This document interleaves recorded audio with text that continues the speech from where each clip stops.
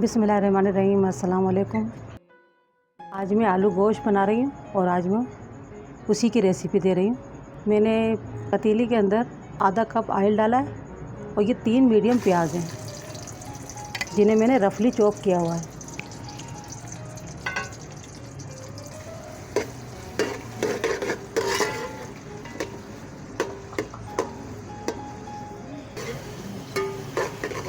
प्याज हमने ब्राउन नहीं करना है, बस सोते से ही करना है। जैसे सोते करते हैं ना, हल्की हल्की, बस इसको इतना करना है कि मुरझा जाए। अगर हम ज़्यादा पका लेंगे तो फिर प्याज हमारी गलेगी नहीं।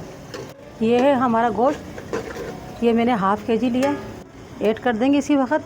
2-3 मिनट मैंने प्याज को सिर्फ सोते किया है। इससे ये होगा कि हमारी प्याज भी गल जाएगी और हमारा गोश्त भी अच्छे से इसमें हम भून लेंगे प्याज के साथ। और मैंने ये बोन्स के साथ लिया है, हड्डी के साथ। इससे अच्छा टेस्ट आता है आलू गोश्त के अंदर। और इसे हमें तकरीबन 3-4 मिनट इसी तरह से भूनना है। 1 टीस्पून नमक डाल देना है। अब इसी स्टेज पे हम डालेंगे अदरक लहसुन। ये मैंने फ्रेश डाला है 1 टीस्पून के करीब, क्योंकि फ्रेश है तो इसकी ताज़गी ज़्यादा होती है। अगर आप पिसा हुआ पहले से रखा है और वो डाल रही हैं तो आप तकरीबन 1 से 1.5 चम्मच डाल सकते हैं। अदरक लहसुन डालकर भी हमें 2-3 मिनट भूनना है। अब हमें डालना है 1 चम्मच भरकर लाल मिर्च पाउडर। आप जितनी मिर्च खाना पसंद करते हैं आप उतनी डाल सकते हैं। आधा चम्मच धनिया पाउडर, 1/4 टीस्पून हल्दी। थोड़ा सा इसे भूनेंगे भी 1-2 मिनट के लिए। इसे इसी तरह से भूनेंगे। और देखिए प्याज भी हमारी टूटना शुरू हो गई है और ये गल भी जाएगी आसानी से। अगर इसे हम तेज़ ब्राउन करेंगे तो ये गलती नहीं है और फिर टुकड़ों की शक्ल में सालन में रहती है। ये हमने भून लिया है। अब हम इसमें पानी ऐड करेंगे जितना कि हमारा गोश्त गल जाए। इसे बॉयल आने देना है। जब बॉयल आ जाएगा तो इसे हम स्लो गैस के ऊपर पकने देंगे ताकि ये आराम से हमारा गोश्त गल जाए। और गोश्त को गलना अच्छे से ज़रूरी है। ये हमारा बॉयल आ गया गोश्त के अंदर, तो इसे हम 1-2 बॉयल लेने के बाद स्लो गैस पर रख देंगे पकने के लिए, तब तक हमारा गोश्त गल ना जाए। ये मैंने ½ लीटर पानी लिया है और इसके अंदर मैं ये आलू डाले दे रही हूँ।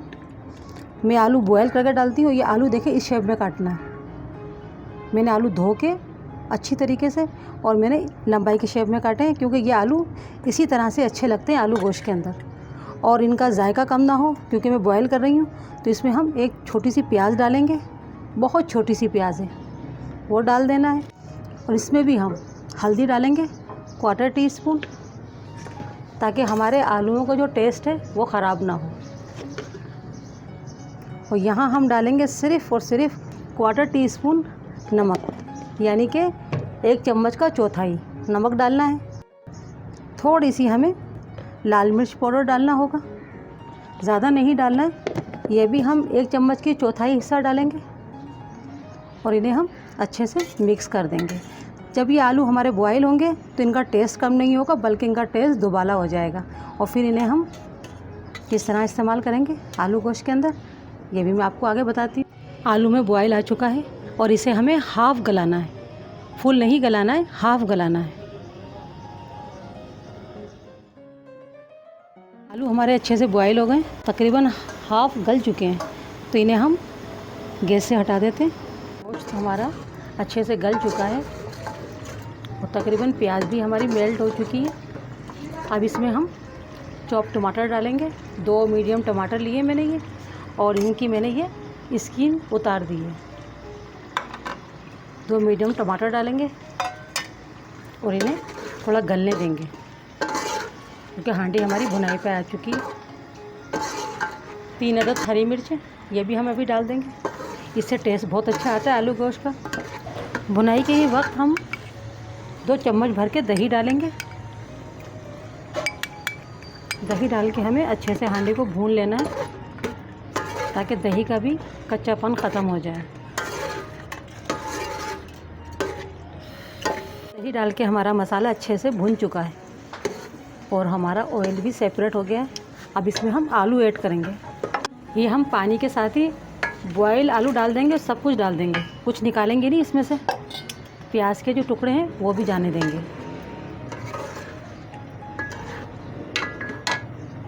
जितना हमें पानी रखना है, जितना भी हमें ग्रेवी रखनी है, गाढ़ी पतली, उतनी हम अपने मुताबिक कर सकते हैं। आप अपने मुताबिक कर सकते हैं जितना आपको चाहिए। अब हमें इतना पकाएंगे ताकि जो हमारे थोड़ी सी भी कसर है हमारे आलूओं के अंदर वो गल जाए, पूरे मुकम्मल गल जाना चाहिए हमारे आलूओं को। और अब हमें स्लो गैस के ऊपर पकने देंगे जब तक हमारे आलू बिल्कुल डन ना हो जाए। आलू गोश्त का सालन तैयार है।